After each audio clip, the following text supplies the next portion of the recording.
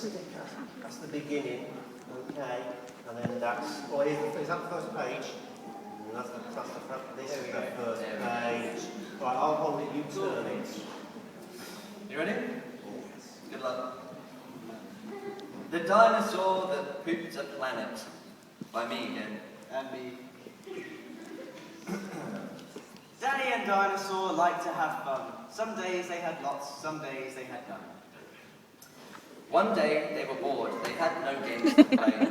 Danny said, Dinosaur, what should we do today?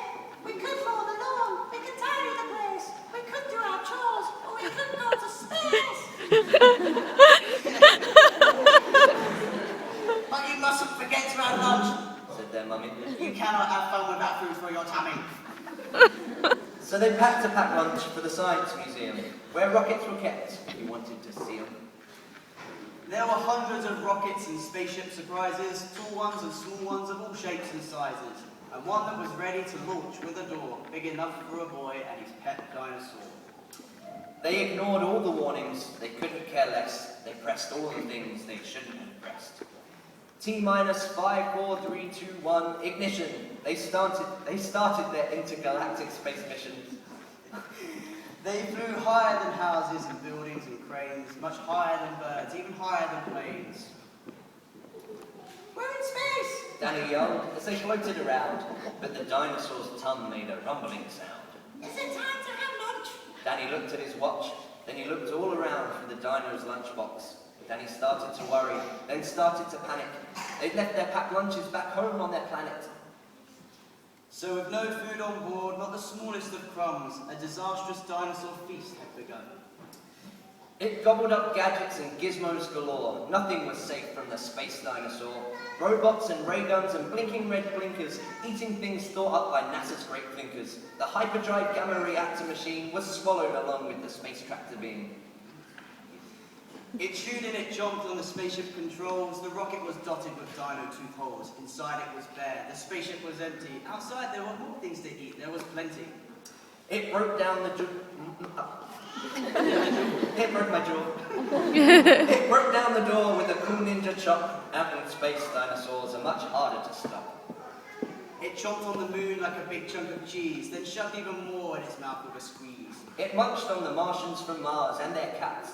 Their cats are like ours, but their cats wear cool hats. Satellite Saturn and 6 supernovas, shape-shifting saucers and 7 space rovers.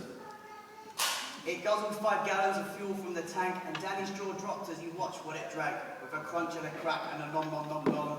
In one dino gulp, their rocket was gone.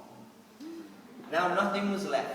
All Danny could see was a fat dinosaur where the rocket should be. And so they were stranded with no way back home, just Danny and Dino in space all alone. Now Danny was crying, he cried and he cried. He cried and his tears filled his spacesuit inside. He filled his spacesuit. Unless they were going to stay there forever, the dinosaur needed to do something clever. With the feeling of guilt deep down in its gut, its brain brewed a plan involving its butt. It knew there was only one thing it could do. To get them back home, it needed to...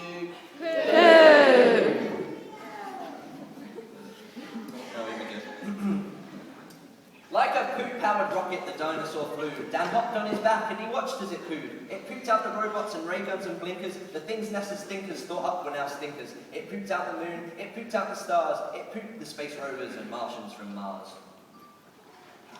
When Danny looked back, he could see a poop trail from far out in space to the dinosaur's tail. They headed for Earth and they started to orbit. It pooped on the clouds, but the clouds just absorbed it.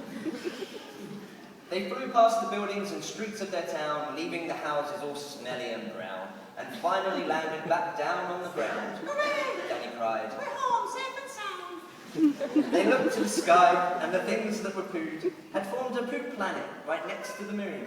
And so Danny promised to listen to Mummy, because fun is not fun without food for your tummy. And just when you thought all the pooping was done, a Mars cat plopped out of the dinosaur's butt. Hooray!